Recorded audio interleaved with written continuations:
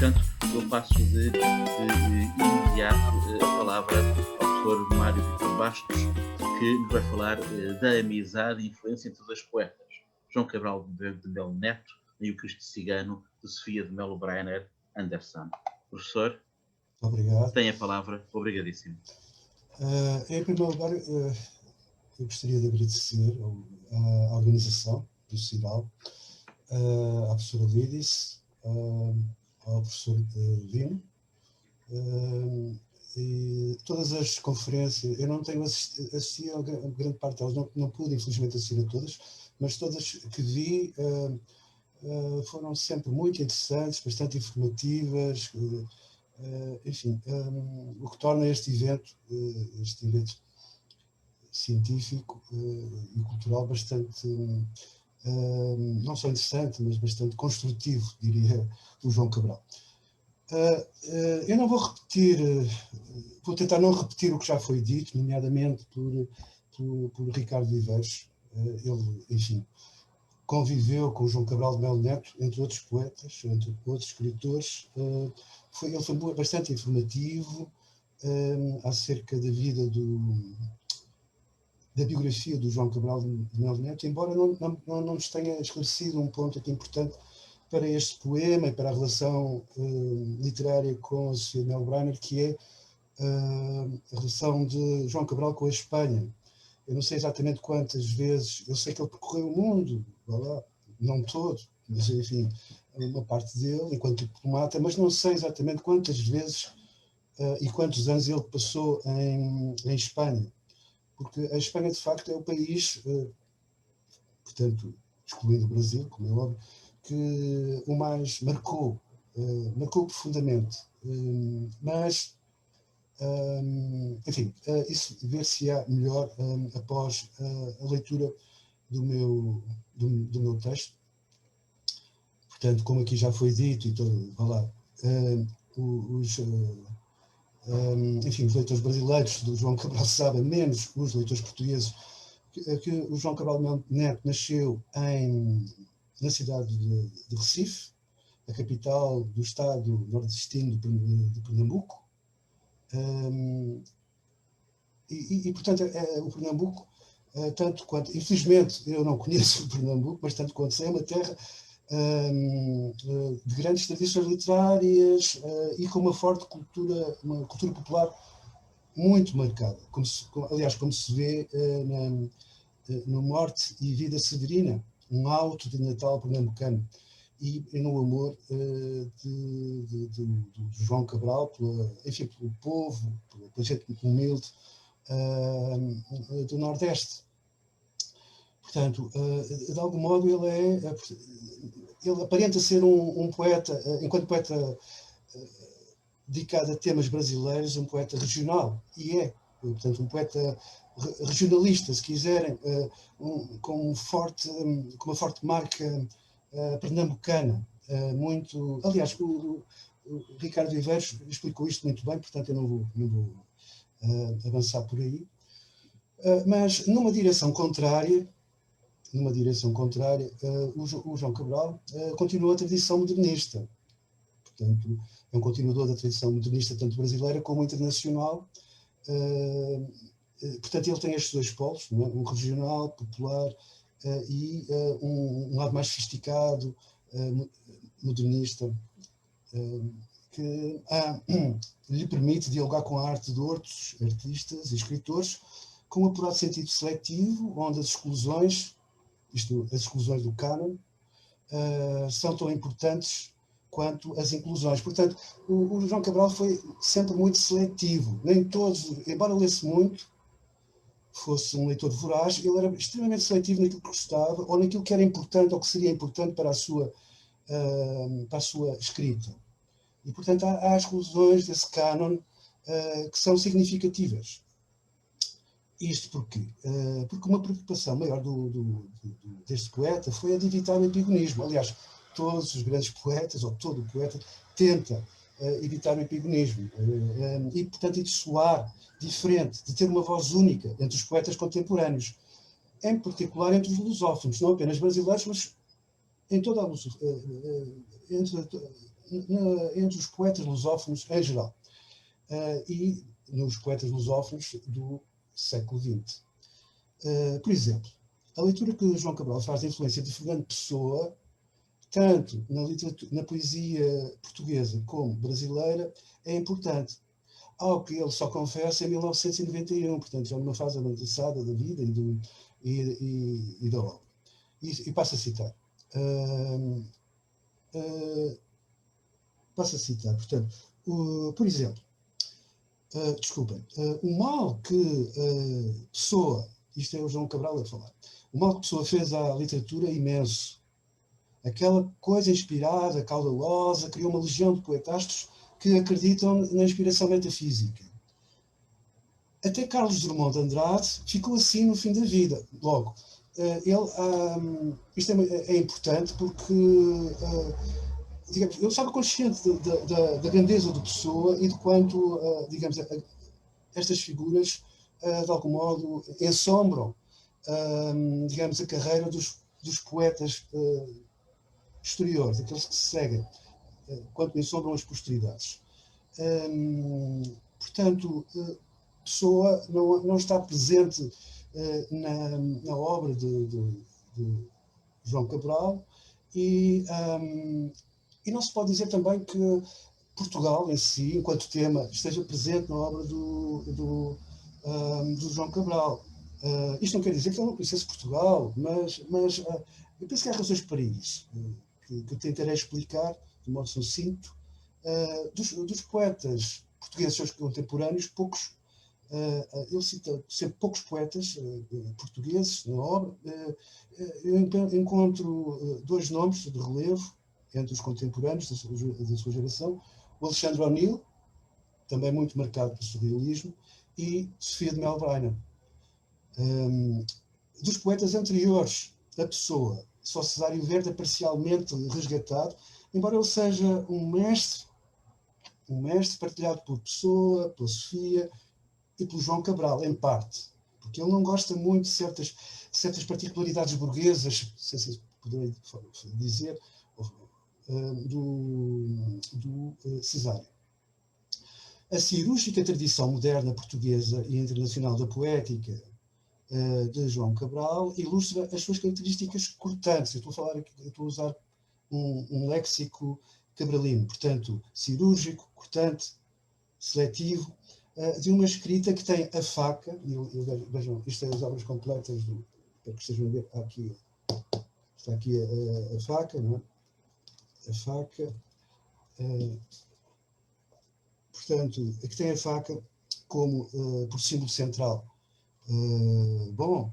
É conhecido o poema, sei lá, um dos últimos livros dele é precisamente A Escola das Facas. O outro que segue à Morte e Vida Severina é Uma Faca Salâmina, um poema muito interessante. Portanto, mas, quando pensamos no João Cabral enquanto poeta brasileiro, nós encontramos uma rejeição também literária muito semelhante.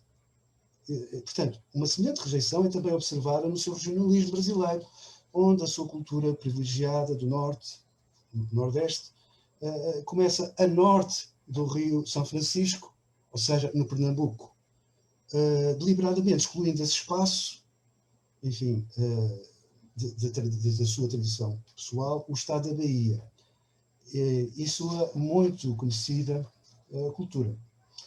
Todo grande poeta tem necessariamente uma tradição, um cânon próprio, distinto dos outros poetas maiores. E este é obviamente, João Cabral ilustra muito bem esta procura de distinção, de diferenciação, de voz única.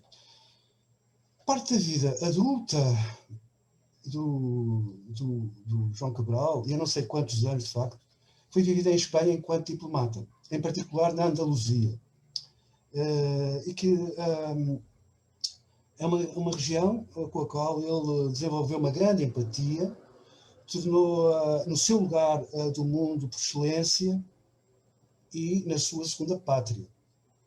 Isto é interessante. Portanto, ele tem uma alma sevilhana, ou pelo menos cultivou essa dimensão na sua obra poética. O Sevilhano é, por isso, um quase alter ego de João Cabral, que foi, portanto, sevilhano por adoção.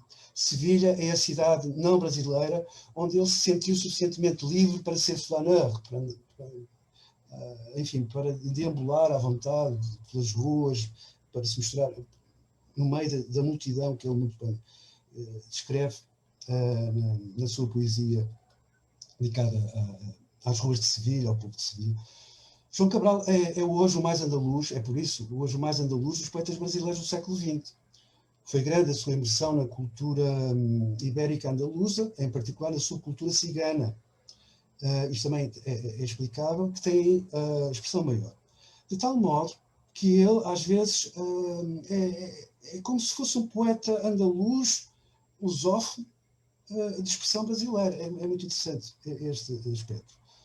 Será através deste fascínio pela cultura da Andaluzia que João Cabral circundará a quase irresistível e inevitável exposição à influência de Fernando Pessoa, que a sua geração literária portuguesa e brasileira conheceu. É claro, mais em Portugal, mas também muito no Brasil. A cultura andaluza permitiu a João Cabral circundar o impacto pessoano e aproximá-lo de um grande poeta, de um outro grande poeta, neste caso espanhol, do século XX, o andaluz Federico García Lorca. Em 1966, confessa o João Cabral, é um jornalista português do Diário de Lisboa. Lorca, para mim, é um poeta genial, a partir do Romancero Gitano e do Cante Rondo. Isto é, dois livros muito marcados, do Lorca, muito marcados pela cultura cigana andaluza, ou seja, pela cultura dos mais pobres, diria eu, da Andaluzia. É que me fascina, tem qualquer coisa. É claro que ele não nos envolve muito, não explica porque que o Lorca o fascina, que tem qualquer coisa. A nós, leitores, cabe-nos explicar e compreender porquê. Daí também a centralidade do símbolo da faca, em João Cabral. Reflexo da sua paixão andaluza, a faca é, na sua obra, um símbolo articulador de paralelismos, alegorizações e transferências semânticas entre a Andaluzia e o Pernambuco, entre Sevilha e o Recife, entre Garcia Lorca e João Cabral, e entre João Cabral e Sofia Anderson. É também devido a estas características que o João Cabral se torna numa influência importante e reconhecida em Sofia de Melbrenner, sentida em particular nas mudanças estilísticas e temáticas que a escrita poética desta última conheceu no início dos anos 60 e reveladas com a publicação, primeiro, do Cristo Cigano, que não é talvez um dos livros mais conhecidos e mais estudados da Sofia, talvez, não sei muito bem porquê, mas e depois, portanto, mudanças que também se refletem no livro sexto, este sim muito famoso, de 1962. A amizade literária de João Cabral e Sofia nasceu em 1958, quando o acaso propiciou um encontro em Sevilha entre os dois poetas. Sofia vivia à época em Lisboa e numa festa, enfim, entre amigos, cruza-se com dois escritores brasileiros, o José Paulo Moreira da Fonseca e a mais conhecida Lígia Fagundes Teles, que iam precisamente para Sevilha ao encontro de João Cabral, e Sofia decidiu, portanto, acompanhá-los. Portanto, a Sofia descreve o primeiro encontro com o João Cabral na Plaza Maior do seguinte modo, cito: "No meio da confusão encontramos um senhor com um ar muito triste que me disse assim: gosto muito da sua poesia, tem muito substantivo concreto." Portanto, o João Cabral já conhecia a poesia da Sofia, mas o contrário talvez não fosse verdade. Aliás, a poesia da Sofia anterior ao encontro com o João Cabral, também ela é muito própria, como dizer, é muito marcada pela cultura clássica, portanto, pelo classicismo e pelo modernismo, e pela influência e por formas clássicas assimiladas pelo modernismo.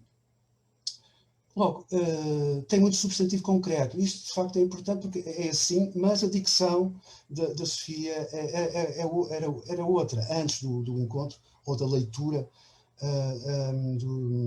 da obra, da poesia do João Cabral. O Cristo Cigano lembra um poema escrito a duas mãos, por isso. Porque é um momento de assimilação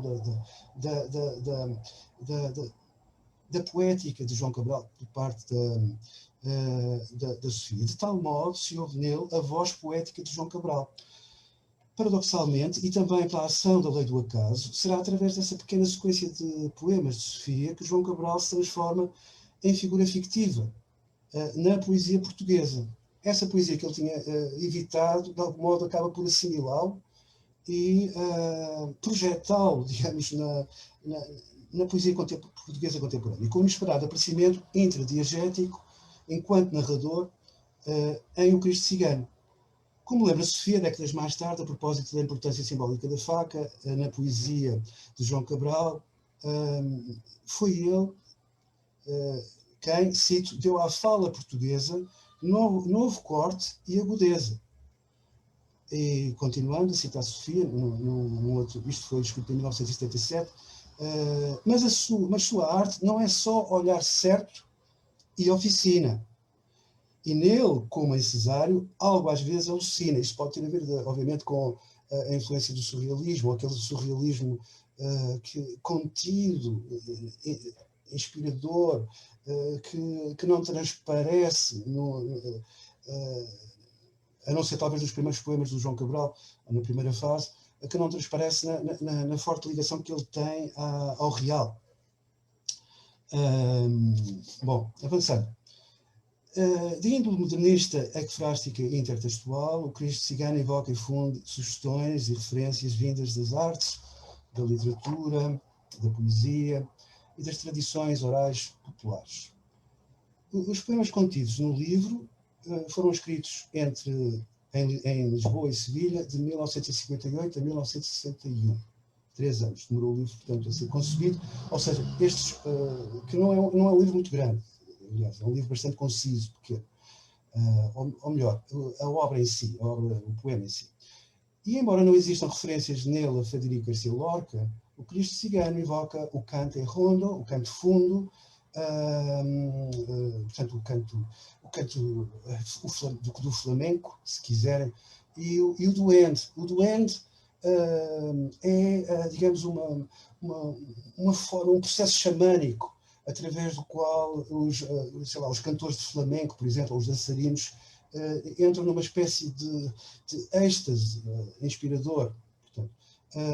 Portanto, tanto o cante rondo e o duende, mas em particular o cante rondo, são muito gratos a João Cabral, que por sua vez os transfere para a Sofia essa mesma paixão.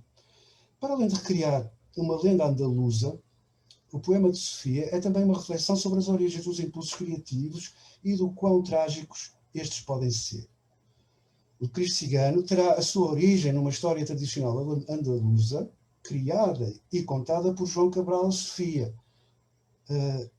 Sinceramente, eu ainda não descobri qual é esta lenda tradicional andaluza.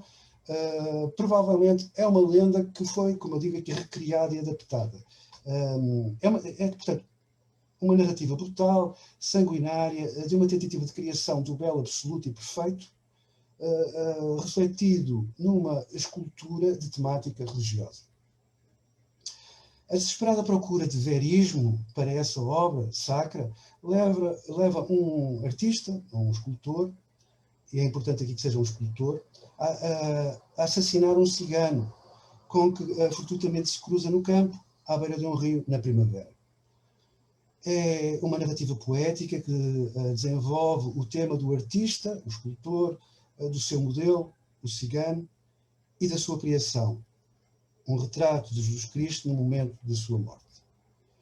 O oxímoro Cristo cigano, isto é, o nome pelo qual é conhecida esta escultura de Jesus Cristo, que teve por modelo um cigano de luz. Cristo, cigano, não, são duas palavras que muito raramente se encontram, daí o oxímoro. O Cristo cigano, ou a lenda do Cristo cachorro, título bifacial que aponta tanto para a Andaluzia, o cigano, como para o Brasil, cachorro, é formado por uma sequência de 12 poemas, na maioria breves, fortemente condensados e articulados entre si, através de elipses e mudanças de nível de narração. O tema desta narrativa breve, onde só o essencial se conta, é constituído... o todo desta narrativa breve é constituído por 11 capítulos, com um prólogo em verso.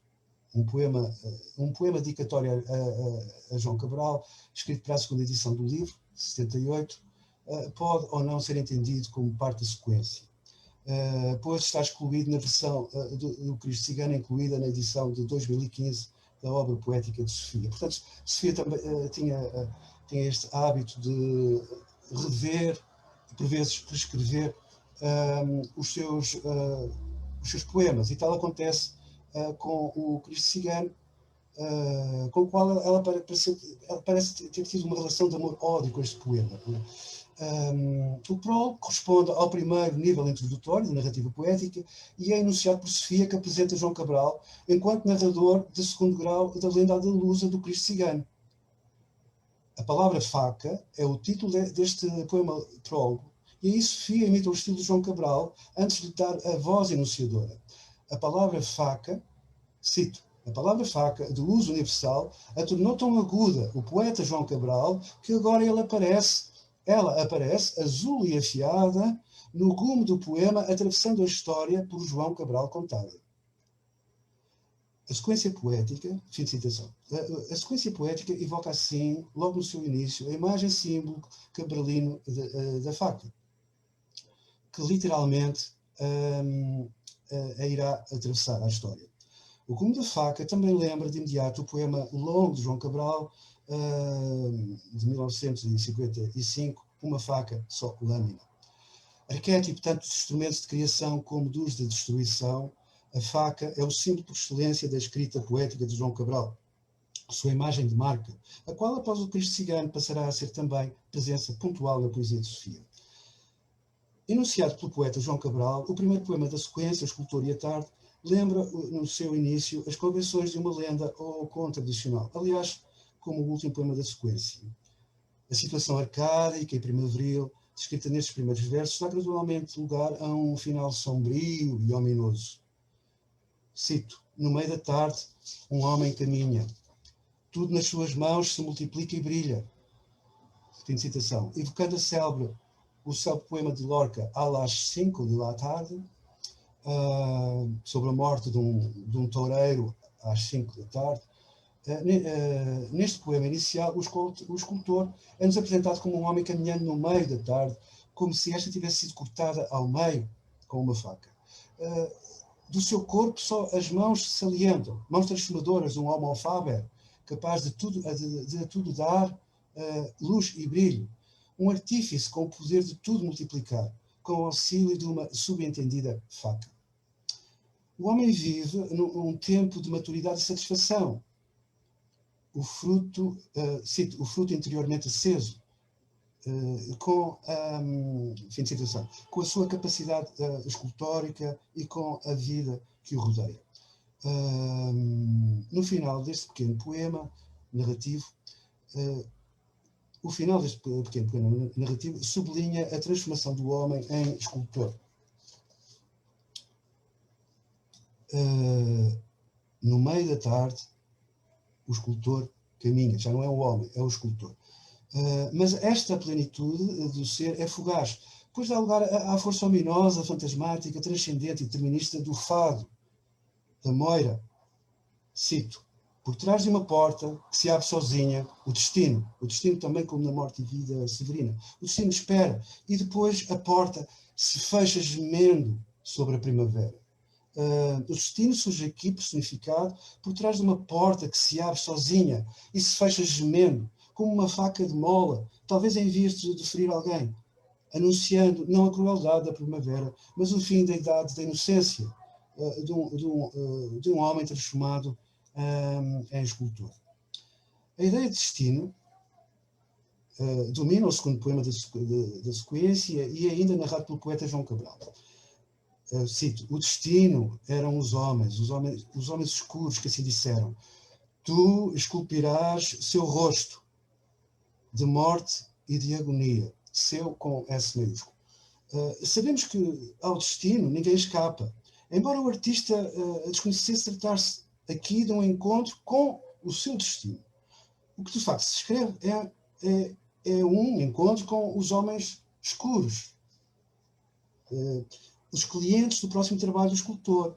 Embora a escuridão das suas roupas ou silhuetas se reflitam no escuro interior da casa onde o escultor entra, e que pode ser ou não ser a sua. O destino, isto é, o poema em si, o destino, a segunda secção, particulariza-se passando do plano alegórico para o identitário. O destino, quem era o destino? O destino eram os homens escuros. O narrador, o poeta João Cabral, sabe que o destino do escultor, sabe qual é o destino do escultor, mas este não, obviamente. É representado por aqueles homens escuros. Portanto, embora não nos diga quem de facto são e que poder representam, se o político, se o económico, se o religioso, todos estes.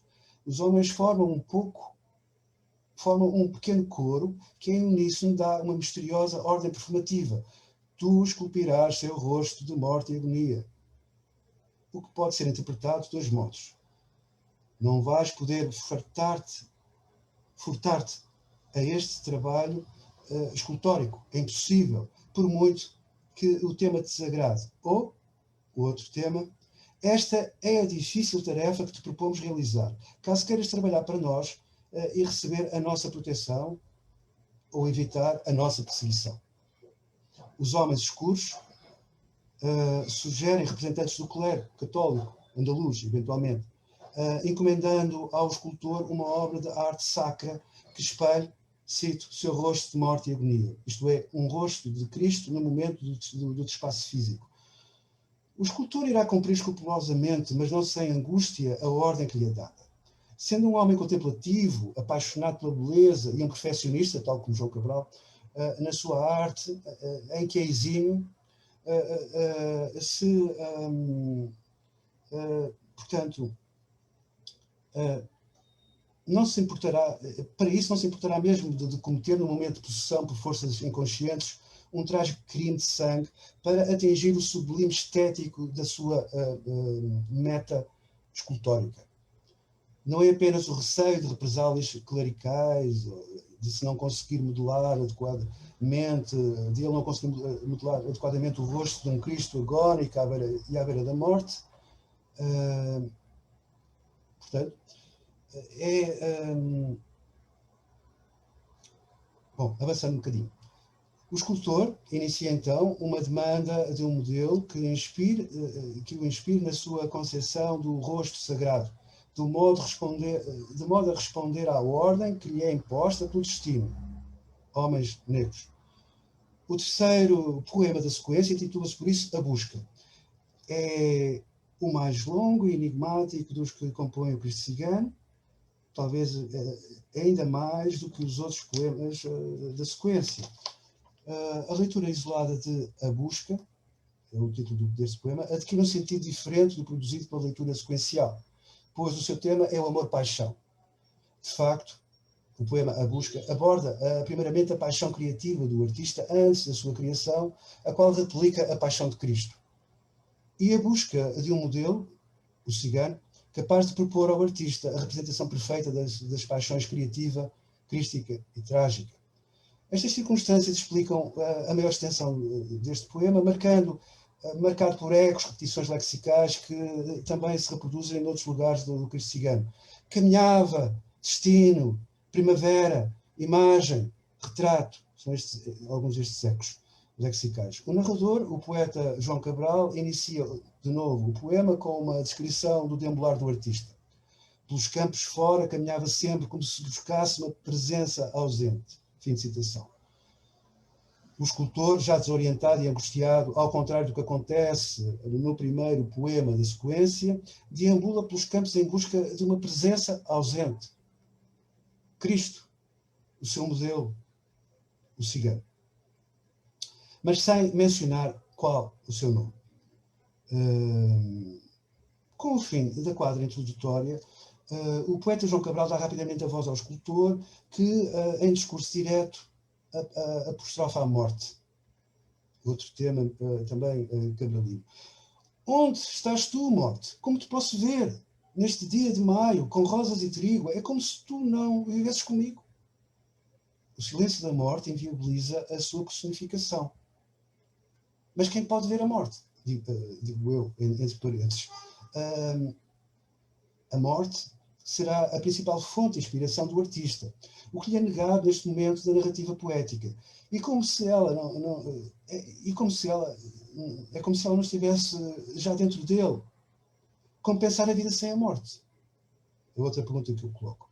A morte contrasta com as rosas e trigo, com a afirmação de vida denotada pelo nascimento primaveril, pois é difícil imaginar a coexistência entre a vida e a morte na primavera, pois esta situação pode conotar, ou conota, dor anímica profunda, perda, desorientação, desespero. O artista sabe que a morte está fora dele.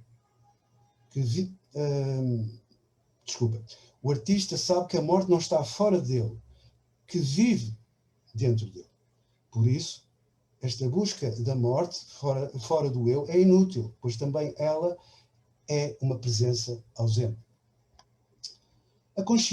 Esta consciência não impede que a apóstrofe à morte, que é também um monólogo interior, continue em tom de queixume. A ti me enviaram, és tu, meu destino, mas adiante da vida eu não te imagino. A morte é, por excelência, a experiência inimaginável. Bom, se o tempo está esgotado, obrigado pela informação. Eu terei que passar rapidamente para a conclusão, ou seja, a busca, de facto, há um encontro inesperado com o cigano, que deixa, digamos, o escultor profundamente em êxtase, digamos, e realiza o crime, portanto, a morte do cigano. Na secção 8ª, bom, muito se passou, entretanto, entre a secção 2ª e a 8ª, nomeadamente o encontro com o corpo do cigano, banhando-se num rio. Este poema, A Canção de Matar, é da sequência o mais próximo do estilo do João Cabral. Tanto na forma como no conteúdo, como representando o momento em que a sua poética oficinal e concreta é assimilada por Sofia. Mas é também um poema profundamente trágico, porque digamos, é um momento do duende em que ele assume, o escultor, que irá matar aquele corpo para ver o rosto, porque ele precisa de ver o rosto do cigano, de modo a completar a sua obra. Bom, isso assim acontece, e na secção 10ª, Aparição, que é um momento particularmente ecfrástico, o poeta João Cabral descreve em 6 quadras irregulares e semi-rimadas a passagem gradual de um crime, de morte meditada de um homem, para a criação artística de um busto de Cristo em agonia. Daí o título Aparição. Portanto, do modelo, do rosto que ele finalmente vê após o ter assassinado, vê o cigano que é pacífico, note-se, e normalmente está conectado com as facas, é neste caso a vítima. O assassínio contra a natura do cigano revela-se assim imprescindível para que nasça uma obra de arte sacra, impressionante pela sua autenticidade. A faca brilhante do escultor fere com rápida precisão. Se o seu gesto é muito rápido, a morte da vítima é lenta. Devagar, devagar, um homem morre. Escura no jardim, a noite se abre, enquanto o sangue foge, veloz, veloz. Bom, chegamos, portanto, aqui ao clímax da sequência. O escultor vê finalmente o rosto distorcido pela dor e pela morte de alguém belo em vida. A revelação do rosto choca, pois a sua face é dor e morte crua. Mas não ao artista, que finalmente pode, vamos lá ver, sob a influência de uma inspiração sobrenatural, diria eu, portanto, representar com autenticidade a face de Cristo. Bom, e para concluir, nem ética nem moral são referidos neste poema. Mesmo se o Cristo cigano, no seu todo, pareça questionar a doutrina da arte pela arte, ou a ideia popular de que os fins, em arte e não só, justificam os meios, por mais aberrantes que estes sejam. Assimilada à lição de João Cabral, o Cristo cigano fica, por Sofia, o Cristo cigano fica completo. Tal como a metamorfose do sujeito após um ritual de passagem. A poesia de Sofia estará agora preparada para abordar, com clareza e objetividade renovadas, um leque expressivo mais amplo. As dimensões menos agradáveis e felizes de um cotidiano também, ele cada vez mais abrangente e diverso, onde o Brasil e a literatura brasileira terá presença importante. E pronto, mais depressa do que isto não posso ir. Obrigado por esta oportunidade de falar sobre João Cabral e Sofia de Melbrenner.